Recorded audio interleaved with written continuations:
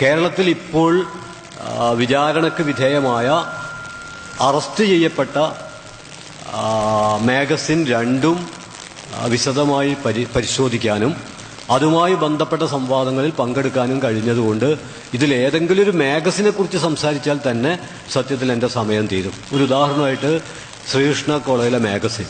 സത്യത്തിൽ ശ്രീകൃഷ്ണ കോളേജിലെ മാഗസിൻ കാരശ്ശേരി മാഷൊക്കെ ഇവിടെ പറഞ്ഞതുപോലെ ശ്രദ്ധിക്കുക പോലും ചെയ്തില്ല. അതിനെ അടിസ്ഥാനമാക്കിയല്ല ഇവിടെ സംവാദം. ആ മാഗസിൻ ആദ്യ പേജ് തുറക്കുമ്പോൾ ദൈവത്തിന്റെ തുറന്ന കത്താണ്. അനുയായികൾക്ക് ദൈവത്തിന്റെ ഒരു തുറന്ന കത്ത്. എനിക്കെതിരെ ചിലർ, ആ കത്തിന്റെ ചുരുക്കാണ്, എനിക്കെതിരെ ചില പ്രതികരണങ്ങളൊക്കെ നടത്തുമ്പോൾ നിങ്ങൾ വിളിക്കുന്ന തെറി കേട്ട് എന്റെ ചെവിയുടെ ഡയഫ്രം അടിച്ചുപോയി. വിശ്വാസികൾക്ക് എഴുതുന്ന കത്താണ്, പ്രിയപ്പെട്ട വിശ്വാസികൾക്ക് ദൈവം എഴുതുന്ന കത്താണ്. നിങ്ങളുടെ വിശ്വസ്തൻ പ്രിയ ദൈവം എന്നെഴുതുന്നതിന് പകരം ദൈവം എന്ന് മാത്രം എഴുതി ഒപ്പിട്ടിട്ടില്ല. കാരണം ദൈവത്തിന്റെ ഒപ്പ് ഏത് വിധമായിരിക്കും എന്ന് വ്യക്തമല്ലാത്തതുകൊണ്ട് ഒപ്പിട്ടിട്ടില്ല. പക്ഷെ ദൈവം എഴുതിയ കത്തിന്റെ ആദ്യത്തെ ഒരു വാചകം, എന്നെ ആരെങ്കിലും വിമർശിക്കുമ്പോഴേക്ക് എനിക്ക് വേണ്ടി നിങ്ങൾ നടത്തുന്ന തെറി കേട്ടിട്ട് എന്റെ ചെവിയുടെ ഡയഫ്രം അടിച്ചുപോയി. ഒന്നാമത്തെ വാചകം ചുരുക്കാണ്. രണ്ടാമത്തത് എന്താന്ന് പറഞ്ഞാൽ, എന്നെ ചിലരൊക്കെ വെല്ലുവിളിക്കുകയോ എന്നെ തെറി വിളിക്കുകയോ ചെയ്യുമ്പോൾ നിങ്ങൾ ഇനി മുതൽ അവരുടെ കൈ, കാല്, തല എന്നിവ വെട്ടണ്ട. എന്തൊക്കെ പറഞ്ഞാലും ഞാനും ഒരു ദൈവമല്ലേ, എനിക്കും ചില കഴിവൊക്കെ അല്ലേ, അത് പ്രയോഗിക്കാൻ എനിക്കൊരവസരം തരണ്ടേ.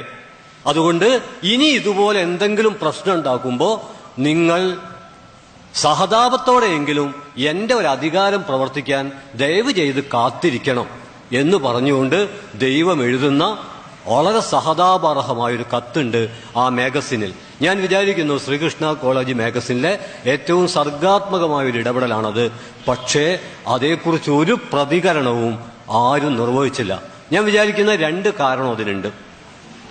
അതിൽ ഒരു കാരണം എന്താന്ന് പറഞ്ഞാൽ, കേരളത്തിലെ ജനാധിപത്യവാദികൾ നിരന്തരമായി നടത്തിയ മതവിമർശനത്തിന്റെ പശ്ചാത്തലത്തിൽ വന്നു ചേർന്നിട്ടുള്ള ഒരു ജനാധിപത്യ അന്തരീക്ഷമാണ്. ദൈവം കത്തെഴുതാഞ്ചാ എഴുതിക്കോട്ടെ, ദൈവം പാട്ടുപാടാഞ്ചാ പാട്ട് പാടിക്കോട്ടെ, ദൈവം ശ്വസന ക്യാമ്പിൽ പങ്കെടുത്ത്, നമ്മുടെ ശ്രീയുടെ ശ്വസന ക്യാമ്പിൽ പങ്കെടുത്ത് 550 റുപ്യ ശ്വസന പാക്കേജിന്റെ ഫീസ് അടച്ച് അത് പരിശീലിക്കാഞ്ചാ പരിശീലിച്ചോട്ടെ. അതേക്കുറിച്ചൊന്നും ഒരു പരാതിയും ആർക്കുമില്ല. രണ്ടാമത്തെ പ്രശ്നം ഗൗരവമാണ്. ദൈവങ്ങൾക്കൊക്കെ മുകളിൽ ഫാസിസ്റ്റ് അധികാര വ്യവസ്ഥ രൂപപ്പെട്ടിരിക്കുന്നു. അതിനെതിരെ പ്രതികരിച്ചാൽ കോഴിക്കോടൻ ഭാഷയിൽ പറഞ്ഞ വിവരമറിയും. അതാണ്. അതുകൊണ്ട് ശ്രീകൃഷ്ണ കോളേജ് മാഗസിൻ വളരെ കൃത്യമായും കേരളത്തിന്റെ സാമൂഹ്യ സാംസ്കാരിക പരിസരത്തിൽ ഒരു കാര്യം, ആർക്കെങ്കിലും വ്യക്തമാകാതെ പോയ ഒരു കാര്യം ഉണ്ടെങ്കിൽ അത് വ്യക്തമാക്കിയിരിക്കുന്നു. ദൈവം അല്ല, മറിച്ച് ഫാസിസ്റ്റ് രാഷ്ട്രീയ അധികാരമാണ് ഇന്ന് ഇന്ത്യൻ ജനത നേരിടുന്ന ഏറ്റവും പ്രധാനപ്പെട്ട പ്രശ്നമെന്ന് ഒരു മാഗസിന്റെ ആമുഖം തന്നെ കൃത്യമായും വ്യക്തമാക്കിയിരിക്കുന്നു. ഇത് പറയുമ്പോൾ ഞാൻ ഏറെ ആദരിക്കുന്ന ഗംഗാരൻ മാഷുണ്ട്. ഒരു ടെലിവിഷൻ ചർച്ച കഴിഞ്ഞപ്പം ഗംഗാരൻ മാഷ് എന്റെ കൈപിടിച്ച് വളരെ സ്നേഹപൂർവ്വം പറഞ്ഞത്, KN നീ ഫാസിസം എന്ന് പറഞ്ഞ് ആളെ പേടിപ്പിക്കരുത് എന്നാണ്. തീർച്ചയായിട്ടും അങ്ങനെ പറയാനുള്ള മാഷ്ടെ സ്വാതന്ത്ര്യത്തെ സൗഹൃദപൂർവ്വം ഞാൻ അംഗീകരിക്കുന്നതോടൊപ്പം തന്നെ ഇന്ന് നേരിടുന്ന അടിസ്ഥാന പ്രശ്നം ഫാസിസം തന്നെയാണ് എന്ന ആഴത്തിൽ തിരിച്ചറിയുകയും അത് നിരന്തരം ജനങ്ങളുമായി പങ്കുവെക്കുകയും ചെയ്യാണ്. അത് പറയുമ്പോൾ ഒരു കാര്യമുണ്ട്, ഫാസിസം എന്ന് ഇന്ന് പറയുമ്പോൾ അത് ഹിറ്റ്ലറുടെയോ മുസോളിനിയുടെയോ ഫ്രാങ്കോയുടെയോ ഫോട്ടോ കോപ്പി അല്ല. ക്ലാസിക്കൽ ഫാസിസത്തിന്റെ ആവർത്തനം അല്ല അത്. തീർത്തും വ്യത്യസ്തമായ, ഒരുപക്ഷെ ക്ലാസിക്കൽ ഫാസിസത്തേക്കാൾ അപകടകരമായ ഹൈടെക് രീതിയിലുള്ള ഒരു പുതിയ മൂലധന വ്യാപനത്തിന്റെ രാഷ്ട്രീയമാണ്. അക്കാര്യത്തിൽ ഞാൻ ഏറെ ആദരിക്കുന്ന കാരശ്ശേരി മാഷോടും തത്വത്തിൽ യോജിച്ചുകൊണ്ട് എന്നാൽ സൂക്ഷ്മാംശത്തിൽ വിയോജിക്കേണ്ടതുണ്ട് എന്ന് ഞാൻ വിചാരിക്കുന്നു. അതായത് ഫാസിസത്തെ ഒരു രാഷ്ട്രീയ പരികല്പന, ഒരുപക്ഷെ സാമാന്യമായിട്ടായിരിക്കാം അദ്ദേഹം അതിനെ അവതരിപ്പിച്ചത്. എന്നാൽ രാഷ്ട്രീയ പരികല്പന എന്ന അർത്ഥത്തിൽ പരിശോധിക്കുമ്പോൾ അതിന് സാമ്പത്തിക ഉള്ളടക്കമുണ്ട്, അതിന് രാഷ്ട്രീയ ഉള്ളടക്കമുണ്ട്, സാംസ്കാരിക ഉള്ളടക്കമുണ്ട്. ആ അർത്ഥത്തിൽ ഒരുപക്ഷെ ഞാനിപ്പോഴും പ്രസക്തമായി പരിഗണിക്കുന്നത് ദിമിത്രോവിന്റെ ഒരു നിർവചനം തന്നെയാണ്. 3 കാര്യങ്ങൾ അദ്ദേഹം കൃത്യമായും ചൂണ്ടിക്കാണിച്ചിട്ടുണ്ട്. ഒന്ന്, ഫാസിസം എന്നാൽ ഫൈനാൻസ് മൂലധനത്തിന്റെ നഗ്നമായ ഏകാധിപത്യം തന്നെയാണ്. 2, ഏറ്റവും അപകടകരവും പ്രതിലോമകരവുമായ ദേശീയതയുടെ അക്രമാസക്തമായ പ്രയോഗമാണത്. 3, ഫാസിസത്തെക്കുറിച്ചുള്ള ഏത് വിശകലനത്തിലും അതാത് സാമൂഹ്യ അവസ്ഥകളുടെ, രാഷ്ട്രത്തിന്റെ സവിശേഷതകളെ അനിവാര്യമായും പരിഗണിക്കണം. ഈ 3 കേന്ദ്ര കാഴ്ചപ്പാടിൽ നിന്നുകൊണ്ട് തീർച്ചയായിട്ടും വികസിപ്പിക്കപ്പെട്ട ഒരു നിലപാട് വർത്തമാനകാല ഇന്ത്യൻ പശ്ചാത്തലത്തിന്റെ സവിശേഷതകൾ കൂടി അതിനോട് സമന്വയിപ്പിച്ചുകൊണ്ട് ഇന്നത്തെ സാംസ്കാരിക വിമർശകർ വികസിപ്പിച്ചെടുക്കേണ്ട ഒരു സാംസ്കാരിക പരികൽപ്പന, രാഷ്ട്രീയ പരികൽപ്പന എന്ന അർത്ഥത്തിലാണ് തീർച്ചയായിട്ടും ഫാസിസത്തെ കാണേണ്ടത്. അതുകൊണ്ട് ശ്രീകൃഷ്ണ കോളേജ് മാഗസിൻ ഉയർത്തിയ വെല്ലുവിളി സത്യത്തിൽ ദൈവത്തിനെതിരെ ഉയർത്തിയ വെല്ലുവിളി കാണാതെ പോവുകയും, അല്ലെങ്കിൽ കണ്ടിട്ടും അതൊന്നും പ്രശ്നമല്ല, നിങ്ങൾ ദൈവത്തിന്റെ പേരിൽ എന്തും ചെയ്തോ, പക്ഷേ മോദിക്കെതിരെ നിങ്ങളുടെ ചെറുവിരൽ അനങ്ങിയാൽ അത് നിങ്ങൾ മനസ്സിലാക്കും. അതുകൊണ്ട് ഇന്ന് നമ്മൾ തിരിച്ചറിയേണ്ടത് സോഷ്യൽ മീഡിയകളിൽ നിന്നും തടവറയിലേക്കുള്ള വാതിൽ ഇന്ത്യാ ചരിത്രത്തിൽ ആദ്യമായി തുറക്കപ്പെട്ടിരിക്കുന്നു എന്ന ഷോക്കിംഗ് ആയിട്ടുള്ള ഒരു യാഥാർത്ഥ്യമാണ്. ഈ സോഷ്യൽ മീഡിയയെക്കുറിച്ച് പറയുമ്പോൾ ഒന്ന് മനസ്സിലാക്കണം. ഞാനൊരു ചെറിയ ഉദാഹരണം പറയാം. ഞാനൊരു കവിത മലയാളത്തിലെ പ്രസിദ്ധ പ്രസിദ്ധീകരണത്തിലേക്ക് അയച്ചു. ജീവിതത്തിൽ ഇതുവരെ അത്തരൊരു പാതകം ചെയ്തിട്ടില്ല, ചെയ്യില്ല. അയച്ചു, ഉദാഹരണം. അത് ഉടനെ തിരിച്ചു വന്നു. സന്തോഷം, കയ്യെഴുത്ത് പ്രതി നഷ്ടപ്പെട്ടിട്ടില്ലല്ലോ. പക്ഷേ അടുത്ത ആഴ്ച പരമ ബോറൻ കവിത അതിൽ അച്ചടിച്ചു വന്നു.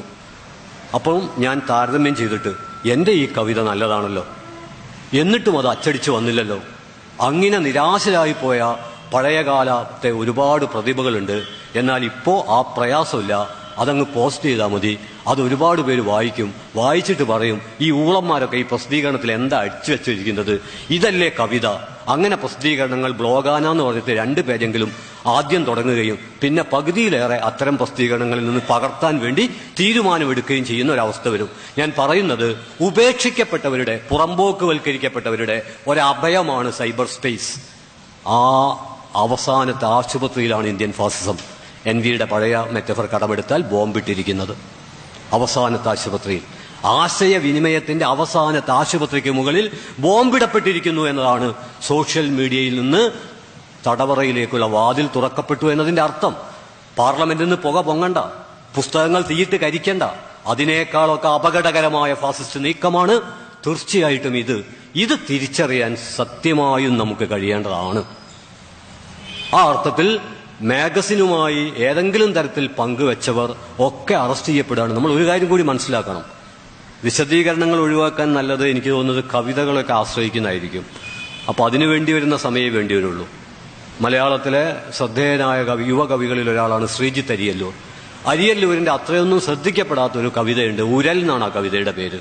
ഉരൽ തന്നെയും ഇപ്പോൾ ഒരു അപൂർവ വസ്തുവാണ്. വല്ല മ്യൂസിയത്തിലോ മറ്റോ പോയാൽ, അല്ലെങ്കിൽ ഏതെങ്കിലും വീടുകളിലെ ചില്ലലമാരികളിലൊക്കെയാണ് ഇപ്പോൾ ഉരൽ കാണാൻ പറ്റുക, അതിന്റെ ചെറിയ രൂപം. 4-5 വരിയുള്ളൊരു കവിതയാണ്. ആരോടും ഒരു പരിഭവമില്ലാതെ ഒരു മൂലയിൽ എത്ര ഉൾവലിഞ്ഞിരുന്നിട്ടും എന്നെ എന്തിനാണ് ഇങ്ങനെ ഇടിച്ച് താഴ്ത്തിക്കൊണ്ടേയിരിക്കുന്നത്. ഉരലിന്റെ ആത്മകഥം. ഒരു ദളിത് സ്ത്രീ പുറമ്പോക്ക് ജീവിതത്തിന്റെ, പിന്നിപ്പോയ ജീവിതത്തിന്റെ ഒരു ആവിഷ്കാരം. ഒരു മൂലയിൽ ആരോടും പരിഭവമില്ലാതെ എത്ര ഉൾവലിഞ്ഞിരുന്നിട്ടും ഒരു കാൽപ്പനിക കവിയെ പോലെ, അന്തർമുഖനായ ഒരു മനുഷ്യനെ പോലെ എത്ര ഉൾവലിഞ്ഞിരുന്നിട്ടും എന്നെ എന്തിനാണ് ഇങ്ങനെ ഇടിച്ച് താഴ്ത്തിക്കൊണ്ടിരിക്കുന്നത്. ഞാൻ പറയുന്നത്, പ്രസിദ്ധീകരണ ലോകത്തെ ഒരലാണ് കോളേജ് മാഗസിൻ. ആരാലും തുറക്കപ്പെടാതെ, വായിക്കപ്പെടാതെ, പ്രസിദ്ധീകരണങ്ങളുടെ ഒരു മൂലയിൽ ഒതുങ്ങി നിന്ന ഉരല് പോലുള്ള ഒരു മാഗസിനെയാണ് ഇപ്പൊ ആക്രമിച്ചിരിക്കുന്നത് എന്നത് ഒരു പക്ഷേ അടിയന്തരാവസ്ഥ കാലത്ത് പോലും അരിച്ചുപെറുക്കി പരിശോധിക്കപ്പെടാതെ പോയ പ്രസിദ്ധീകരണ ലോകത്തിന്റെ ഒരു മൂലയിലെ ഉരലായ വെറും ഒരു കോളേജ് മാഗസിൻ പരിശോധിക്കപ്പെട്ടു എന്ന് മാത്രമല്ല, നമ്മുടെ കോഴിക്കോട്ടെ VC ഒരുപക്ഷെ കുറച്ചുകൂടി പെട്ടെന്ന് മുന്നിൽ കടന്നിട്ട് ഇതുവരെ പ്രസിദ്ധീകരിക്കപ്പെട്ടതും കാലിക്കറ്റ് യൂണിവേഴ്സിറ്റിക്ക് കീഴിൽ